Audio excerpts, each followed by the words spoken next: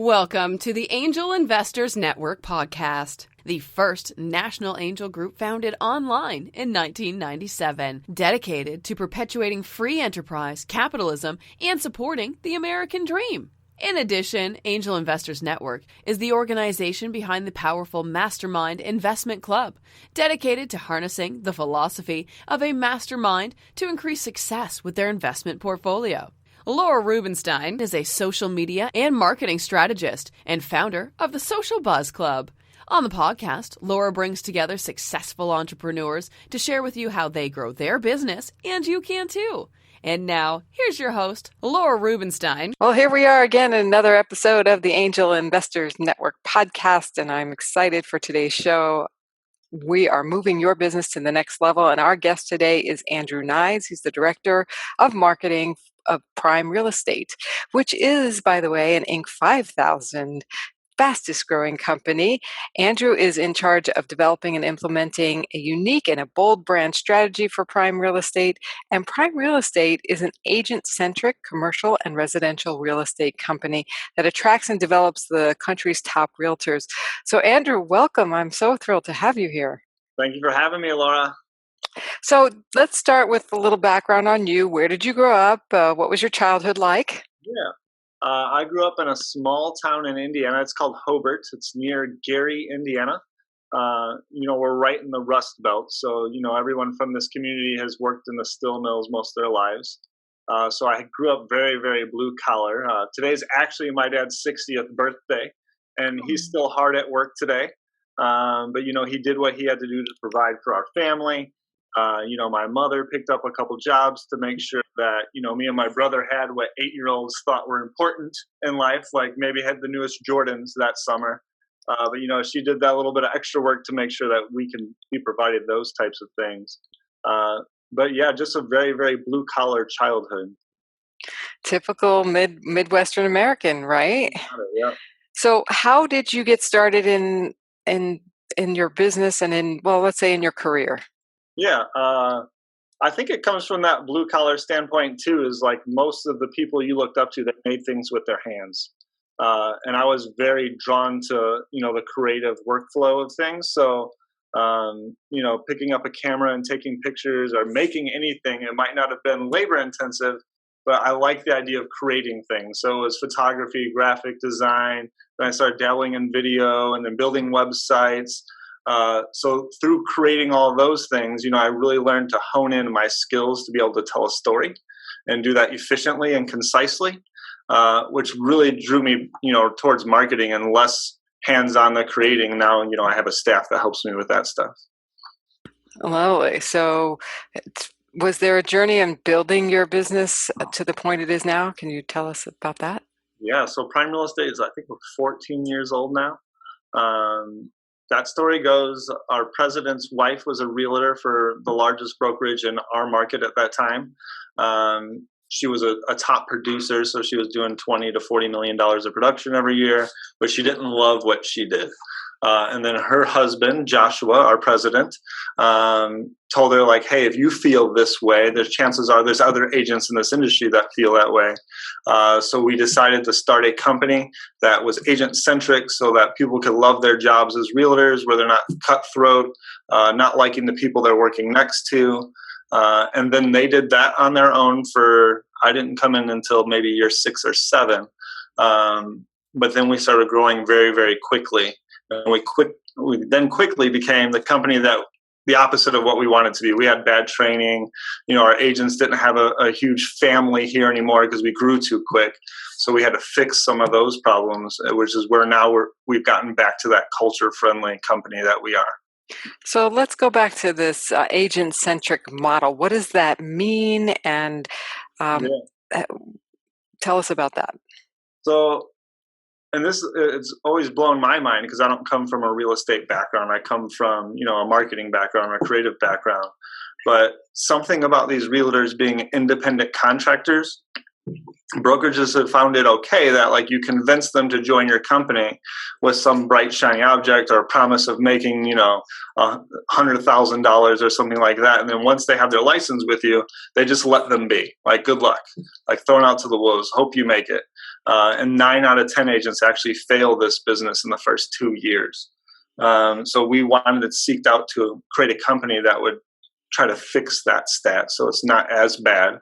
We still have the laggards or the people that don't necessarily want to work, but if they fail, it can't be because of us. We want to make sure that we provide everything we can for them to succeed. So whether it's coaching, marketing, all around just general training as well, we try to provide that to our fullest. And what do you love most about the work that you do and that Prime Real Estate does for agents? Yeah, so number one, I'm competitive.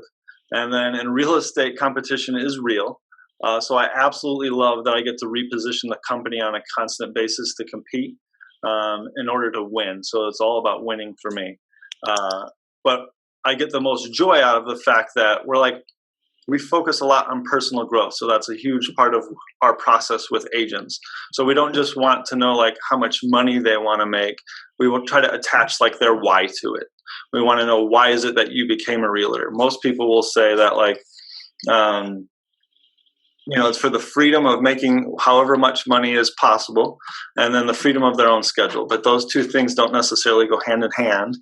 So we try to dig deeper. We want to know, what do our agents want to experience out of life? How do they want to grow? What do they want to contribute back to society? And then we try to focus on those through motivating them. Well, that's certainly a unique model, especially when it comes to marketing, wouldn't you say? Yeah. It's definitely our purpose, right? So if my career doesn't serve my why, and then my staff's why isn't, if they're not serving themselves, you're not going to get very far. Now, you mentioned earlier that when the big growth surge happened, you got away from some of the things that were helping you be successful and creating that corporate culture. What were some of the mistakes that were made that caused that?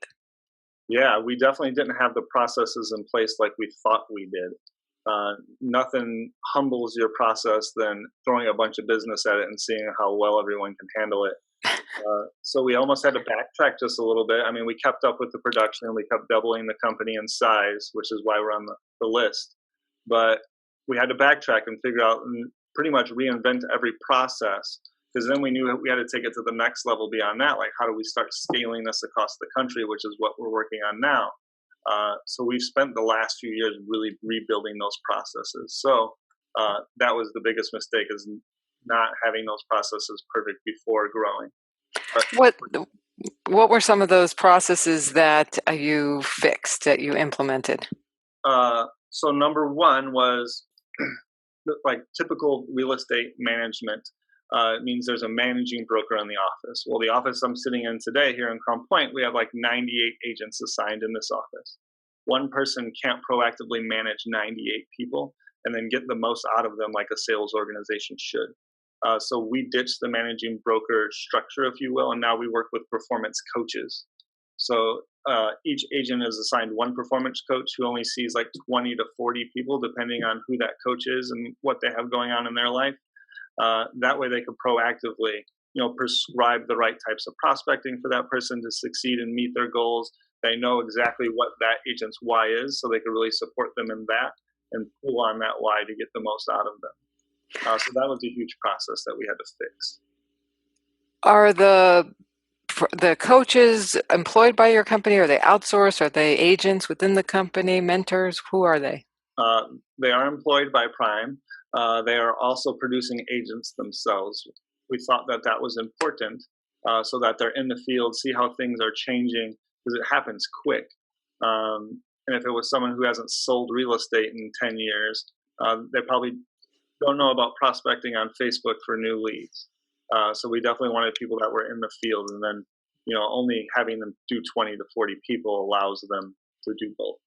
Oh, so there's huge support for them in marketing and in accountability, coaching, living a personally developed life and creating the life they want. That's very unique. Are there any other processes you put in place that you would say are unique and really fixed a lot of the issues? Hiring a marketing staff for me was a huge part of that. At one time I was a one-man band. So not only was I the director of marketing, I was the graphic designer, videographer, web designer. I'm running all the Facebook ads, doing, designing all the print material, all of that. When we grew quickly, obviously I can't handle that, but that growth provided the opportunity that now we're fully staffed. So full-time videographer, full-time graphic designer, web designer, and then Lindsay, of course, who you've met, our PR strategist, is a very important part to this. Wonderful.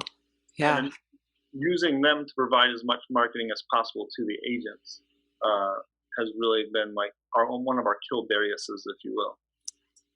Awesome. So what is the best advice that you ever received? Very early on, Joshua, our president, introduced me to Tony Robbins. And that definitely has changed my outlook and my life in general. So that was probably some of the best advice I had. It was saying, hey, go to unleash the power within. And I went there very skeptical, like I'm already a motivated person. I don't need this big dude, Tony, to start yelling at me.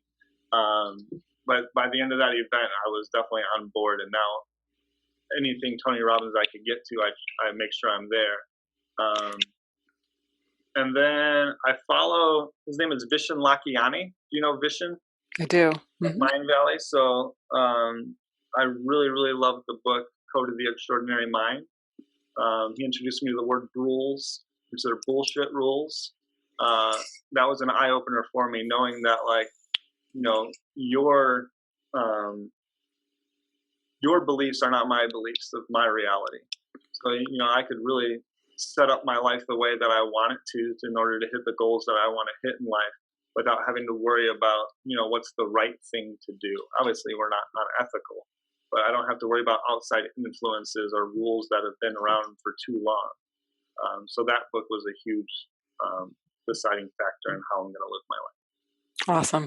So with regard to Tony Robbins and how did he change your life? What was the big takeaway? Man, it's just how to wake up every day and get it. So, I mean, he talks about controlling your state so much. And then same thing with the rules, like the outside influences, you know, you could come to work today and just not have it. But understanding how to control your state and Tony teaching you to do that gets you to, like, you know, be at peak performance at all times, or at least when you need to be. Right. Fabulous. So what's the best advice you'd ever given? Best advice I've ever given. So I try to tell people this all the time. Like, once you have a goal or once you want something out of life, it's usually as simple as just doing it. And I know that's like generic and people say that all the time. But what you want out of life just takes going and getting it. And just live your life that way, and you should see success as long as you just know it's possible. Like Nike, just do it, right? Absolutely, yeah. And those Air Jordans will help you. Perfect. I wish I had them on. I'd put my shoe up in the air, but I don't have Jordan. That's all right. So what's working for you in attracting new business? So as a real estate brokerage, it's our marketing department's job to attract agents to come work for us. So most people think that, hey, if I'm a marketing director at a real estate brokerage, I market homes or commercial properties. That's not necessarily the case. So we try to find unique, out-of-the-box ways to really tell our story. So most real estate agents and brokerages, they market a little bit wrong. So they do a lot of eye marketing or puffing or bragging about their stats. We try to tell our story or why. So like a unique example is we take our agents and we brew beer. So like a couple of weeks ago, we went to the brewery and we brewed our own beer with that brewery. So it's really pulling in, you know, the social atmosphere of that this is a career that you could have a great time in and also make a lot of money. So then we take that event and obviously we film it, and then we come out with a series of videos of the making of the beer, and then we'll do a big celebration, and Lindsay will get it in the press, so it's already been in the local newspapers here. So finding unique ways to just have fun with our agents and then tell that story. And that helps you attract more agents and more clients for those agents, or just one? So both. It does. So it keeps agents too. So we can't attract them and then they leave at the same rate. That's flat. You're not growing. So it's a big retention effort too, is by having these social events for them. But then the agents who don't work for us see that our agents are making money and also having a good time. They're going to be more willing to have a conversation when they see that we're humans and we're not just bragging on, hey, we sold the most homes this week. Awesome. What other retention strategies do you have from a marketing standpoint for your agents? Yep. So every month we have a video studio that I'm sitting in today, and we set up a green screen. Our agents get to come in and make marketing videos every single month. So right now we're able to do it all in one day, but it's growing enough that we'll probably have to do this multiple days in the first week of the month. The full-time graphic designer, anytime you take on a listing, she's pumping out marketing for you. So you're getting a listing package. We're finding unique stories in the community that will tie to their brand, and then they can retell that story on their own. Just making sure that they're salespeople, they're not marketers. I know they sit in listing presentations all the time and saying like, hey, I'm a marketing expert. No, you're not. Like, you're really good at sales. Let us do the marketing. So that's a big part of the retention, is trying to take as much marketing off of their shoulders as possible. That's huge. I mean, having a video studio at your disposal and graphic work done for you, wow, great differentiator. And what would you like to share that maybe I haven't asked you yet? So we run a very, very lean staff, and sometimes I feel people don't think that they could do something like wind up on the Inc. 5000 list because they haven't gotten to that point yet. But you could run really lean and we still turn out great service, whether it's to our agents or the clients that call in asking for agents, and we definitely turn out really, really good content with our very small marketing staff. So, there's 4 of us full time in here in the marketing department, but yet the content you put out, we swear we worked with multiple agencies. So as long as you could think big, you don't have to have a huge staff to see big success. That's awesome. So how do you streamline that? What are some of the secrets behind your growth and staying lean? Yeah. So coming up with a simple marketing formula. So dumbing it down. So we try to do every week, we try to focus on one initiative, if you will. And then I use, there's a gentleman named Chris Smith taught me this. It's called CAB. So we create awesome content. That's the C. And then A, we make sure we advertise it all over Facebook. And then B, we blast it to every email address that we have on file. So that's pretty much what we try to focus on. And as long as we can keep doing that, we're turning out enough content in order to keep that rolling. Yeah, I'm a huge advocate of content marketing. I think it forms a bond, a trust. It starts to develop that relationship and proves your credibility on top of all that.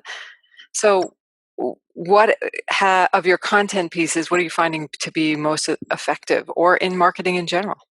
Yeah, for real estate, telling the story of the community works really, really well. Again, I'll go back to most agents say I marketing, like I sold this, listed in 2 days, I, puff, puff, puff. People don't care about that, especially not in social media. So even though we exploit things like Facebook and other social medias to make sales, it's social media, not sales media. Thank you. Telling stories first is definitely the most important, and that's when we see the most success, is when we're telling a story versus saying, hey, click here and give me your email address. That's awesome. Really bringing people into the fold, storytelling, that's great. So you said you use social media. How do you get your message to stand out in this crowded marketplace? Well, number one, like the custom lists inside Facebook advertising system is very, very important. So that they could see my ads several times. So I have a custom list set up for all the realtors and the markets that we're currently recruiting in. So if I put out one of those great contents and then I advertise it, they're going to see it 3 or 4 times. They're probably going to watch it once they see it that many times. And then just making sure the content looks really good and polished, and it screams our brand is important to me. Did you spend a lot of time developing your brand identity? Yeah, I think we're always developing it, so I wouldn't say it's even done yet. But at least once a year we look at it and then really see like what part of the brand is really getting people to engage with us. And then how do we exploit that in new videos or new content or new blogs, or like what part of our brand do people need to know more about each year? Is there a small example you can share with us so people get the idea of what you look at and what you change? Yeah. So, again, people think we're a real estate company and we sell homes, but we're definitely a sales organization that employs salespeople. So the typical brand would be like, boiler room style marketing, like, hey, we're on the phones, we're getting sales, people are making money. It could be Wolf of Wall Street, we're throwing midgets at dartboards. Like, that's not who we are as a company. So we realize that agents are you a disc profile person?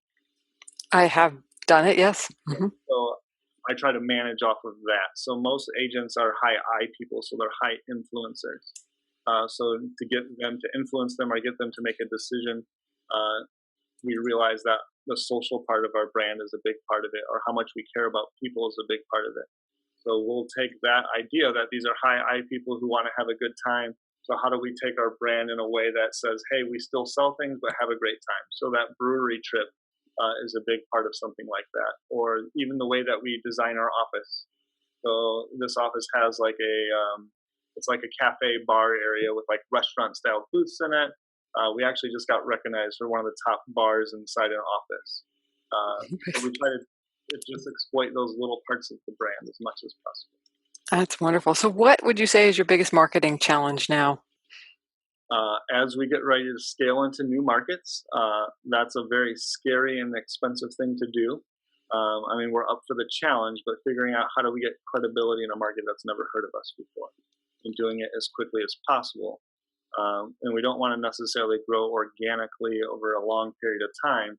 How do we hit that market at full surge and then pick up enough salespeople that we have a presence? So that's a challenge that we're facing today. And it's a good challenge to have, and we wish you the best of luck with that. Thank you. You're welcome. And thank you again for being on the Angel Investors Network podcast. We'll be back with you for another episode. And thank you, Andrew, for your wisdom and sharing your great advice. Perfect. Thank you, Laura. This show has been produced by Market Domination, LLC. To discover how you can have your own show completely done for you and turn it into a real published book and become the authority in your marketplace, go to www.marketdominationllc.com/podcast offer.